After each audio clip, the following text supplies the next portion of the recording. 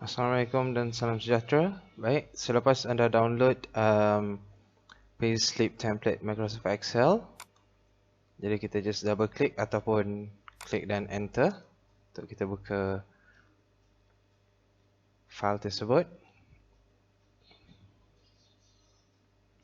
Okey, kita besarkan. Baik, sekiranya ada protected view seperti di atas ni, kita just klik enable editing. Okey, baik. Kemudian kita besarkan semula. Okey. Jadi apa yang anda dapat lihat di atas sekali, so ini adalah page pertama, maaf. Ini adalah page pertama dan adalah satu-satunya page. So di atas sekali ini kita ada bahagian header yang mana kita telah design untuk anda. Okey, kelompok table yang pertama ialah payslip period, bermakna payslip ini untuk bulan berapa. Jadi sebagai contoh, kita buat payslip ni untuk bulan 5 Mei. Contoh, Mei 2021. Kemudian issue date ialah bilakah tarikh payslip ini dikeluarkan. 31st Mei 2021. Sebagai contoh ya. Baik, kemudian kalau kita tengok pada table yang kedua, kelompok table yang kedua. Sebelum itu, sekiranya anda scroll ke bawah, ada bahagian abbreviations yang mana singkatan kepada beberapa contributions ataupun yang dikenakan oleh pekerja dan employee.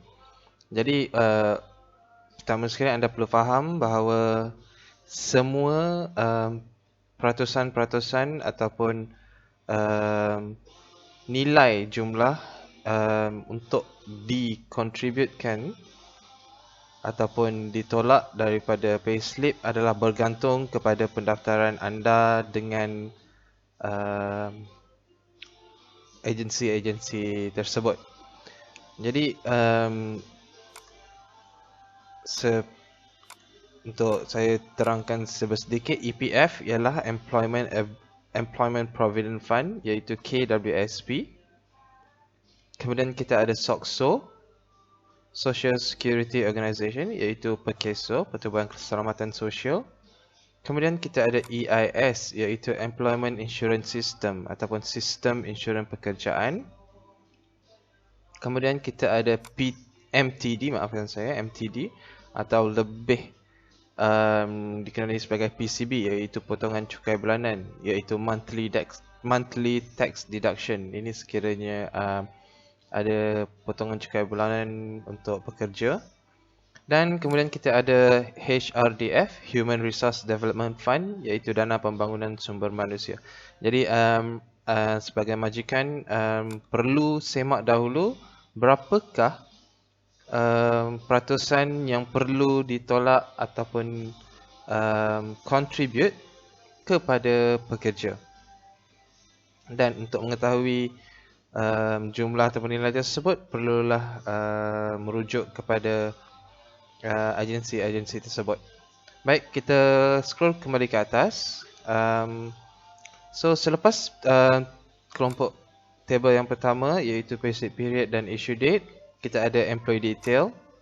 So di employee detail ni, kita ada name, iaitu nama pekerja. Anda boleh masukkan nama pekerja. Kita contoh Abdul Karim Ismail bin Ishak sebagai contoh ya. Okey, kemudian kita boleh letak di sini bahagian position. Position ialah jawatan. Sebagai contoh, Human Resource Executive. Kemudian department pekerja tersebut, Department Human Resource. identification number, iaitu nombor kad pengenalan kepada pekerja tersebut. Sebagai contoh, 870621457731. Kemudian staff ID, sekiranya ada staff ID boleh masukkan staff ID, sekiranya tiada boleh kosongkan saja. Kemudian EPF number, EPF number boleh rujuk dengan KWSP untuk mendapatkan, iaitu Employment Provident Fund, KWSP, untuk mendapatkan EPF number pekerja.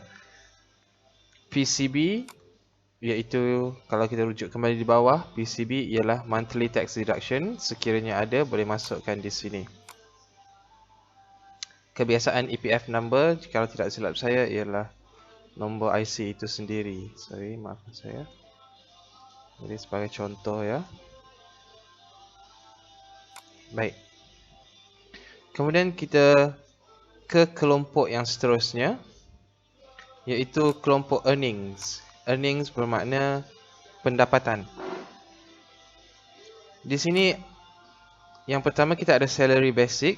Sebagai contoh, katakanlah pekerja diberi gaji sebanyak 1,800. Just typekan 1,800 di sini dan secara automatik akan keluar total earnings di sini.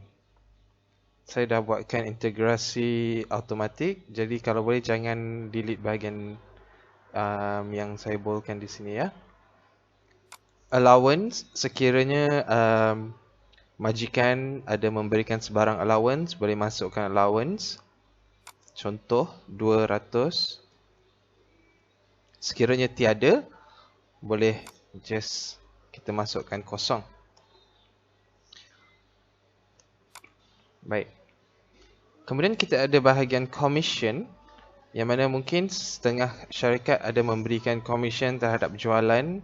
Jadi sekiranya ada sebarang commission, boleh masukkan berapakah commission yang telah diperoleh oleh pekerja. Sebagai contoh, mungkin pekerja ini telah mendapat RM150. Jadi di sini secara automatiknya saya telah buatkan integrasi automatik yang mana menambah ataupun menjumlahkan bahagian pendapatan. Baik. Kemudian kita ke kelompok deductions, iaitu penolakan, yang mana di Malaysia kita ada beberapa deductions yang perlu kita buat terhadap pekerja. Yang pertama kita ada employee EPF, iaitu Employment Provident Fund. Kemudian kita ada employee SOCSO. Kemudian kita ada EIS, MTD. Boleh rujuk semula di bawah sini. Baik. Kemudian kita dan sebelum itu, di sini juga saya telah masukkan integrasi formula. Jadi kalau boleh jangan delete mana-mana bahagian di sini ya. Baik. Kemudian di sini employee EPF, anda hanya perlu masukkan berapakah peratusan yang akan ditolak daripada gaji pekerja, yang mana anda boleh rujuk dengan KWSP, yang mana telah didaftarkan syarikat anda. Sebagai contoh, 9%. Hanya letakkan 9 dan tekan enter. Jadi secara automatik formula ini akan mengira berapakah 9% daripada total earnings. Begitu juga dengan SOCSO. Sebagai contoh, 0.5%. Jadi pengiraan secara automatik telah dibuat. Begitu juga dengan EIS. Ya. Dan juga MTD. Sekiranya tiada, boleh kita sekadar letakkan kosong. Baik. Jadi di sini, selepas pengiraan yang dilakukan secara automatik, total deductions akan keluar secara automatik. Dan di sini ialah net income pekerja selepas ditolak deductions daripada keempat-empat perkara ini. Jadi daripada total earnings dan total deductions, kita dapat jumlah yang berikut. Kemudian table yang seterusnya ialah employee contributions, yang mana turut perlu kita semak dengan agensi-agensi yang terbabit. Berapakah contributions daripada setiap majikan? Dan di sini sebagai contoh, hanya perlu masukkan berapakah peratusan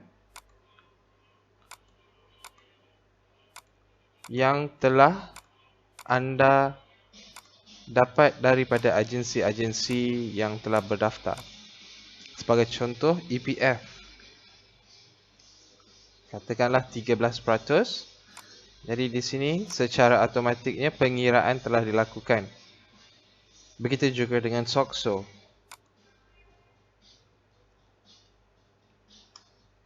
Secara automatik pengiraannya. Begitu juga dengan HRDF. Dan juga EIS.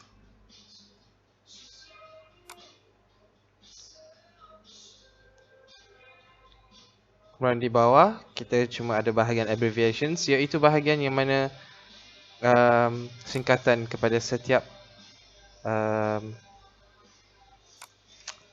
makna singkatan kepada setiap yang ada di atas. Jadi sekiranya anda telah memasukkan maklumat-maklumat yang sepatutnya dan anda telah bersetuju dan anda telah confirm, apa yang boleh dilakukan ialah anda boleh tekan file dan tekan save as di PC dan anda boleh save mungkin di atas nama dan di atas nama pekerja tersebut dan di mana folder yang anda inginkan. Dan sekiranya anda ingin print, anda boleh tekan print dan begitulah paparan yang akan keluar pada kertas A4 yang akan anda print. Sekian, terima kasih.